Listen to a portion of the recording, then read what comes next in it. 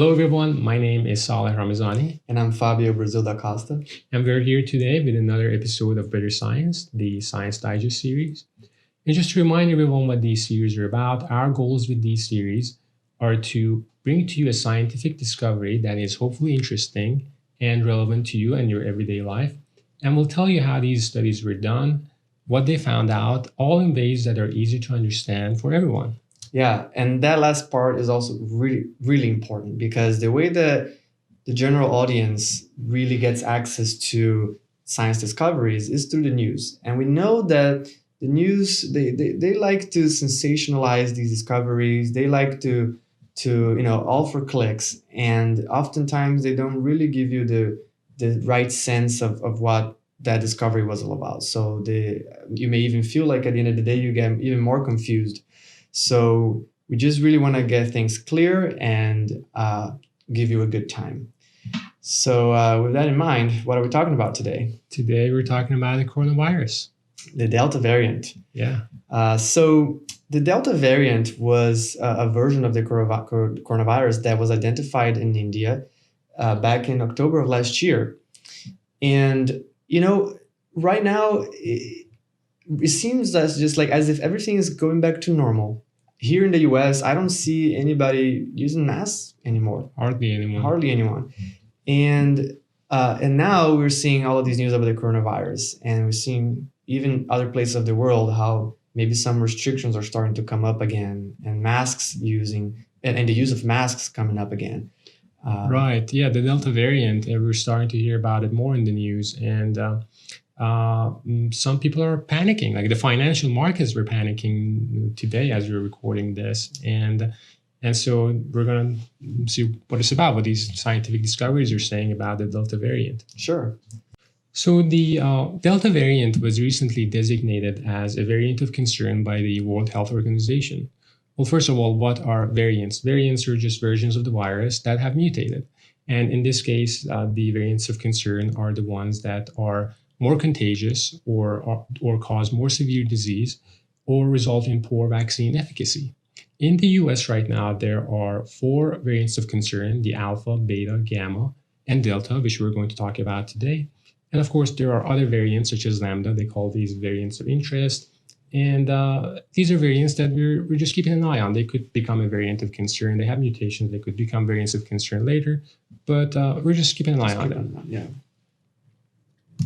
So to give you just to give you an idea of how prevalent the Delta variant is, the Delta variant started picking up in the United States starting from June of this year, and it surpassed Alpha, which was the former dominant variant, and as of just a week ago, it accounts for over 80% of all the cases in the US.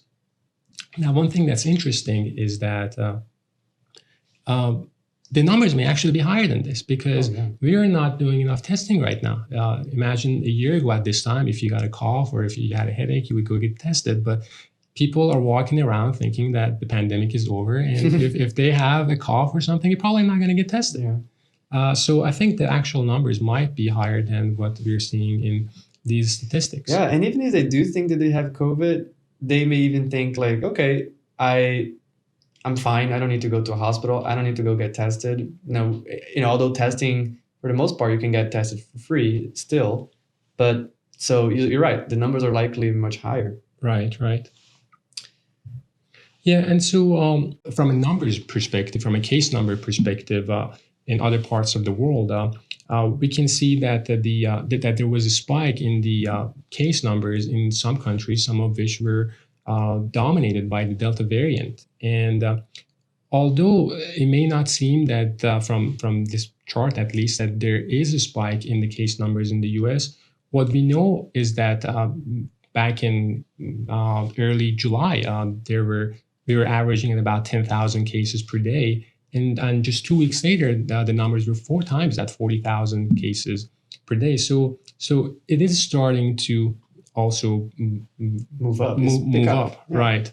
And what's interesting is that some of these countries, such as the UK, that are seeing a surge, have the same percentage of fully vaccinated individuals as the US. So it's not that these countries are not vaccinated. The vaccination rates are probably about the same as the US. So people might wonder, is the same trend going to happen in the US? Yeah, yeah. And we're seeing here that the cases in the United Kingdom are actually surging quite a lot, and the vaccination rates are very similar to the US. Now, what's very interesting is that we heard today, July 19th, the UK, they ended a bunch of the restrictions that they were having with the lockdowns. And many scientists are saying that this is a crazy idea right now, especially when we look at this data here. And also the fact that the Delta variant is also accounting for the majority of the cases in the UK. So Right. The at the end of the day, we really have to trust scientists on this. And but the other side of this coin, I think, is how we're getting to hear about the media talking about the Delta variant. And what we're seeing here is the context that they're talking about it is actually not as bad as I would have expected. You know, we talk about how the media, since often, you know, they distort the news, and they don't really do a good job at talking about science. But in this case, I think that they've done a relatively good job, and they're asking the question that pretty much everyone watching this are also curious about, which is the vaccine that I took going to work against the Delta variant? And that's a very good question, and it's the reason why we picked the paper that we picked for today, which we will show in just a second. But before, I wanted to mention just one quick little aside here, which is there's also something that I've been noticing a lot is some news organizations, especially in the television, it seems like sometimes they've been attacking scientists. And even here in Texas, we have a doctor called Dr. Peter Hotez, and he's actually the co-director of the Center for Vaccine Development at Texas Children's Hospital. And he's done an amazing job. He's gone to several news networks talking about the Delta variant, trying to educate people. But there's one specific news network that just keeps like attacking him, and it's just such a sad thing to do when we start to see the media demonizing scientists. And while what we're trying to do is educate people and to make people healthier and make people live better lives. So, anyways, back to the study that we're going to talk about today, which is a study that was published just a couple of weeks ago, or roughly like on July 8th. And it was a study that was one of the first studies that showed some concrete evidence of how the vaccines are protecting you against the Delta variant. And so this was just another important thing, is this was done in France. So let's move on to the study highlights. Right. So one interesting thing that was discussed in this paper is that the Delta variant has several new mutations compared to other variants, one of which is suggested to allow the virus to enter the cells more easily. So tell us a little bit about that. Well, imagine you inhale a virus. Viruses don't have an eye to see where they're going. All they're doing is just roll around and bump into the cells in your body.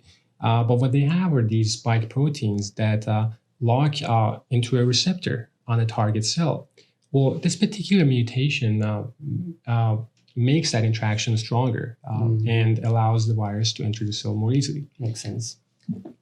So what we really want to talk about here is how they tested for vaccine efficacy. And there were three groups in this study, two of which we were showing here. These individuals, these two groups, they had COVID at some point in the past, and one of them never received the vaccine. So they were only just infected with COVID. And what this paper showed was that these individuals had a reduced protection against the Delta variant. The second group that received one shot had a good protection against the Delta variant. So they had COVID at some point, and they received one shot, and they had a good protection. Yeah, and just an introduction here. This is not even necessarily new information. We've known for a while that if you've been naturally infected in the past, it almost functions as the first shot. So if you take another shot after that, Right. then you have good protection. Exactly.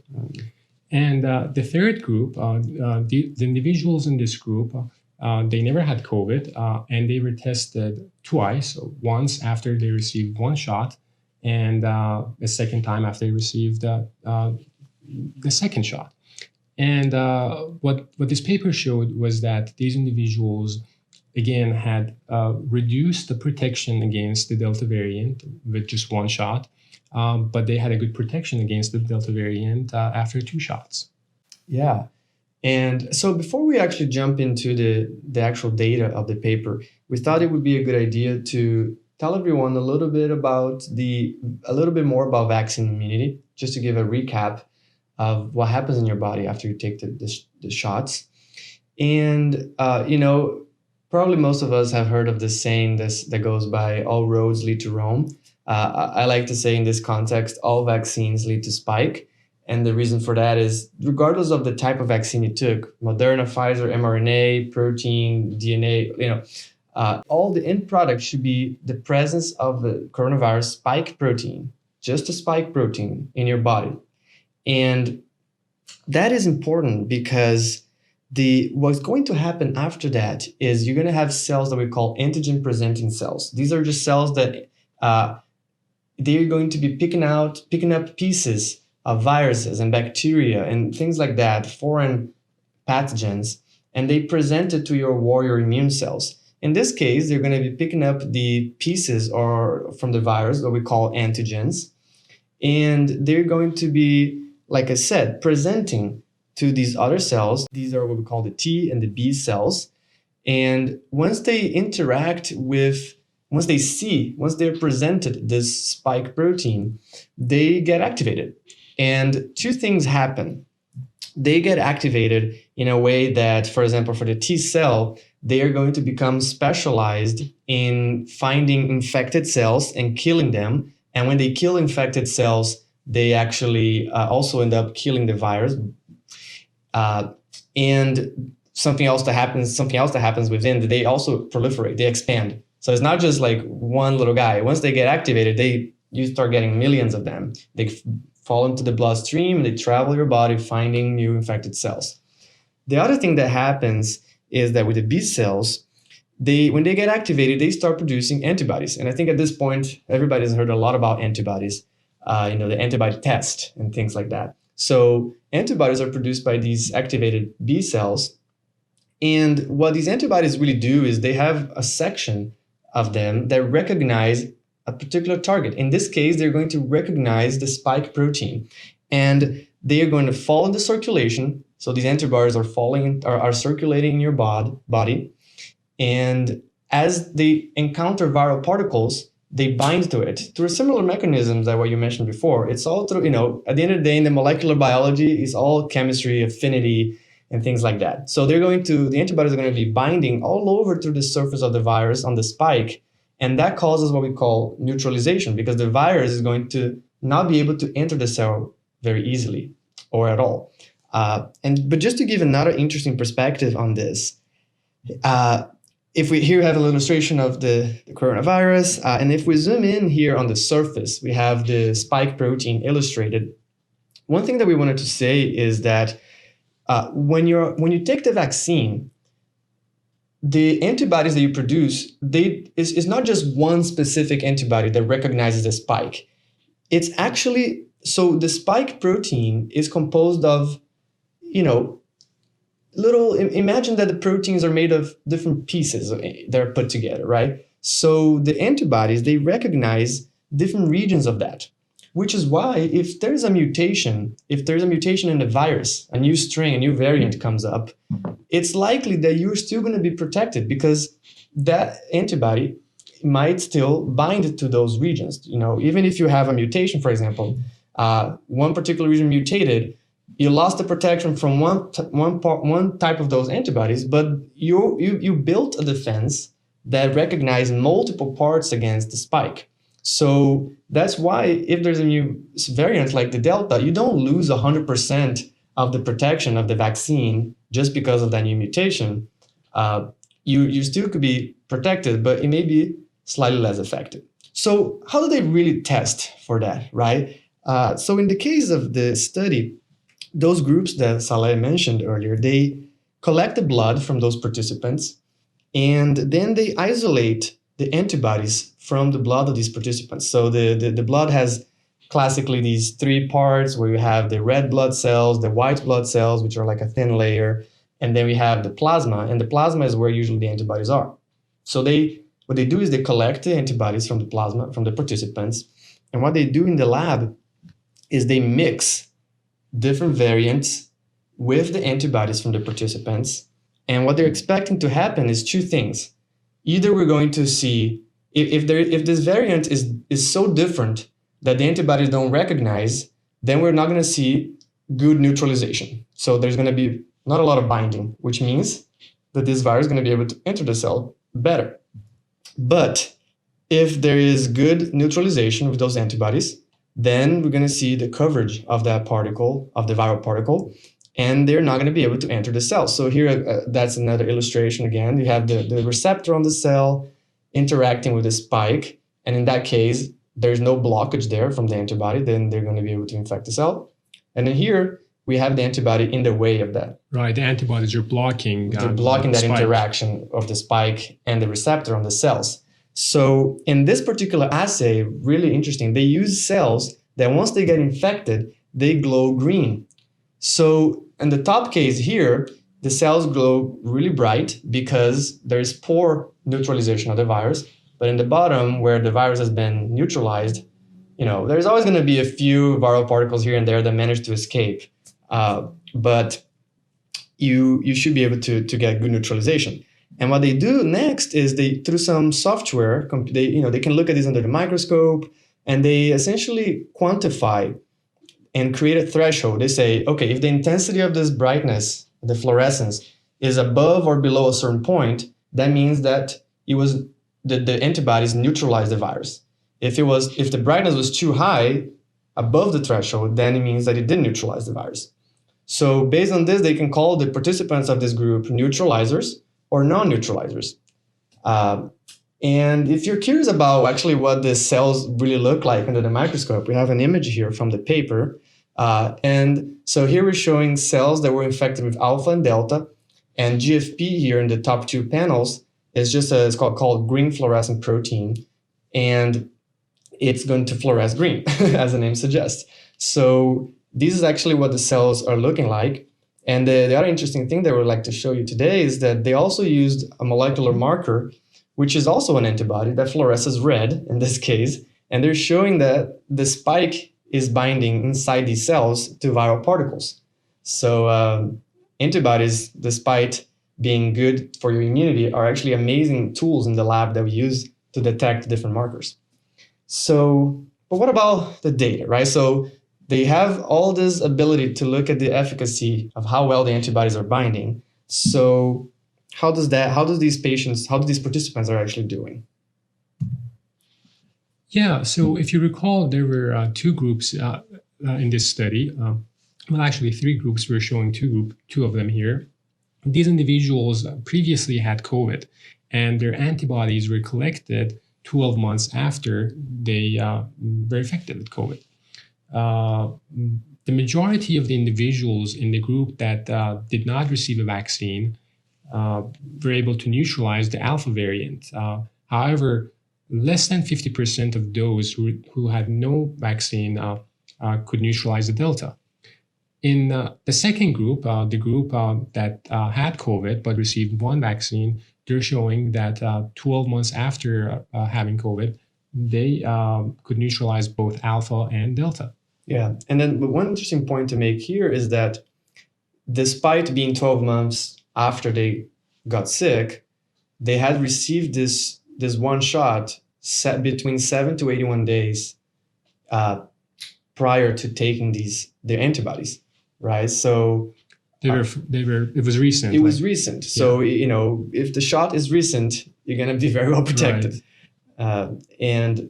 But in the case of that third group, the group that never got infected, here's where they actually showed a comparison between Pfizer vaccine and AstraZeneca. But here, just first showing the Pfizer vaccines, as you would expect, and if these participants only had one shot, and this was 3 weeks after they received the first shot, you can see that there was about a little bit less than half of them showed protection against the alpha, but barely any showed protection against the delta. But again, with the two shots, we do see the vaccine was a little bit less efficient for the delta, but you know, it at the end of the day, this is still the majority of them still were protected.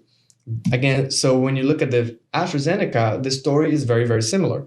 You got relatively good protection against the alpha with one shot, but the delta, barely any. And the two shots also 16 weeks after the first showed good protection. So one important thing to mention here is that in between each one of these groups that we mentioned, there were about 50 participants. And to be honest, this is not a great N, as we call it. This is not a great number of participants. But what we do see from even other studies that started to come out around the same time is that the trend is overall the same. We're seeing that the Delta variant is being able to, the vaccine are not as effective compared to the Alpha. For the Delta, they're a little bit less effective. And here we're just showing 4 studies one from England, one from Scotland, another one from Canada and Israel.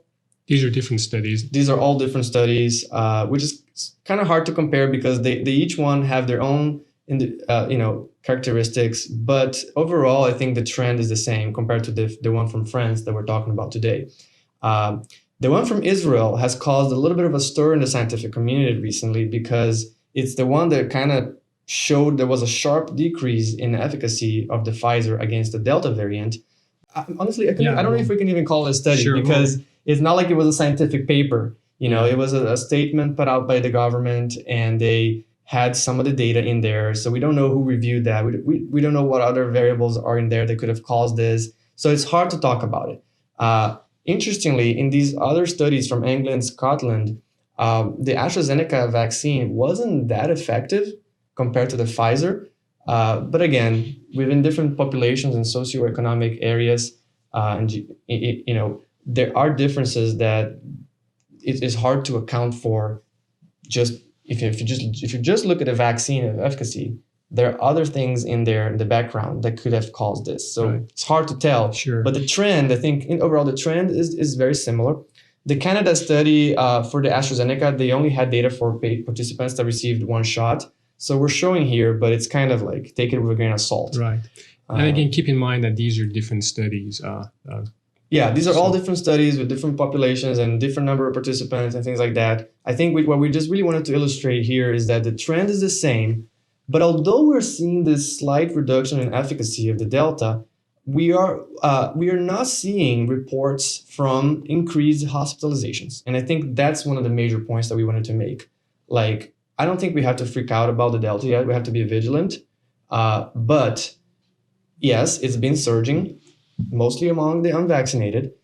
But the hospitalization is not a concern. And even the people that are fully vaccinated and that got the Delta, which there are some reports there, they're experiencing some mild disease. So it's not even like you're going to need to go to the hospital.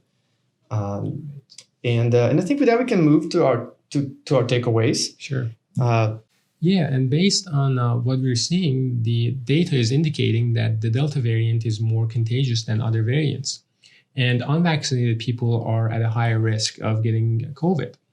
And just to put it in perspective, over 95% of hospitalizations right now are the unvaccinated people. Yeah. In the US. In the US. And we're hearing reports that do we need a third booster shot there? In fact, just a week ago, Pfizer was seeking approval for a third booster, but I don't think we need a third booster. We probably just need to get more vaccinated. No, absolutely. I think that what we're seeing so far doesn't really support the necessity of a third booster. I think, as we even showed here, if you have the 2 shots, it seems like you're sufficiently protected against the Delta. Obviously, this data that we showed here pretty much only went into about 4 months. So right now, I would love to see, for example, data from even the participants of the clinical trials a year ago, and because they have had their shots of Pfizer and Moderna for probably over a year at this point. So I'd be really curious to see how their neutralization efficacy is. But the important thing, really, I think that there's a consensus in the scientific community is that we need to vaccinate more people. That is pretty much the way that we can deal with these new variants surging. And to be honest, I think that one of the best ways to deal with it too, before we even need a third booster, might be to, if you go to a very crowded place, and honestly, I probably will be doing that too, wear a mask again. Like if you are within a group of vaccinated people, it's not a large setting. In most settings, I think it's okay to still to continue not using a mask, right? But if you're going to a place that's very crowded or something like that, I probably would feel more comfortable using a mask again, because like we are seeing cases of fully vaccinated people getting this Delta variant. Right. And some states are already making their restrictions higher. Yeah, I think California is reinstating some of the mask mandates. Right. So the bottom line is also that there is more to learn about this variant. I think at this point, we know that the hospitalizations are not surging or anything, but we need to learn more about whether it's causing more severe diseases. I think right now what we know is that it seems like most of the fully vaccinated people that end up getting sick, they're having mild disease. But what about the unvaccinated people? Are those unvaccinated that get sick getting more severe COVID? So there's a lot more to learn about it. And the ultimate thing is, like, the vaccines, at the end of the day, they're the best defense against the virus and against the development of new variants. I think that at the end of the day, this is a free country. I think you can make your own choice about what you want to do. But if you're not going to choose to be vaccinated, are you going to really follow the best precautions, which is if you get sick, isolate yourself. If you, not get, here's the other thing, even if you do not get sick, you could be an asymptomatic carrier and you could still infect someone else. So honestly, compared to everything that you would have to do to stay safe and protect others, if you don't want to take the vaccine, it's just much easier to take the vaccine, And like Salah said, is there any better evidence that the vaccines work than what we're seeing with the hospitalizations? Over 95% are from people that are unvaccinated. So I think that if there's anything more patriotic that you could do right now, is to get vaccinated. There's nothing more patriotic that you could do right now. So yeah, I think that we're taking for granted that this abundance of vaccines that they have in this country. There are countries out there, they don't have the vaccines. They're traveling to another country to get vaccinated, and I think we need to take advantage of what we have here and get vaccinated. They're free here, and that's a good point. Salah, I just want to bring one more point, which goes back to the third booster. I think on top of vaccinating more people, some of the global leaders, the countries, they need to have a more coordinated coordinated action to help vaccinate countries in places like Africa, because there are countries there, like you said, have not even seen any vaccine. And even the ones that did, the rollout is so slow.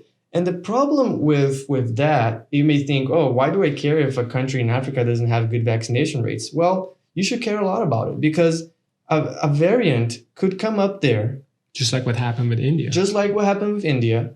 And then all it takes is one person carrying a new variant that is going to be able to evade the vaccines and then infects everybody. And then the vaccine that we all took was for nothing. Right? So that's why there needs to be a coordinated global effort to vaccinate more people. At this point, we don't need a third booster. What we need is more people vaccinated. Right. So I think with that, that's pretty much our message today. That's the takeaway for you. In general, what does this mean to you? If you already got vaccinated, amazing. You're doing a good job. if you still don't feel comfortable in large settings of people, go Wear a ahead and mask. use your mask. It's not going to hurt. But for those that have not gotten vaccinated yet, you can feel free to reach out to us. We will be more than welcome to explain more and help you put If your you have mind any at ease. concerns, about the side effects, we are not medical doctors, but we will guide you to the right direction for sure. Yeah, absolutely. So I hope you enjoyed this episode. I think it is it for today. I hope you enjoyed it. And if you have any comments or suggestions for future episodes, please write it on the comment section, and we'll try to get better. Yeah, and we are one just little thing. If we put at the corners of each slide some references, we're going to post the link of the papers and any other articles that we have mentioned here in the description below, and also the link to access the paper that we discussed today. And so, again, I hope this was useful to you. We will come back with the next episode sometime soon, and we'll see you on the next one. Yeah, have a good day. Have a good one.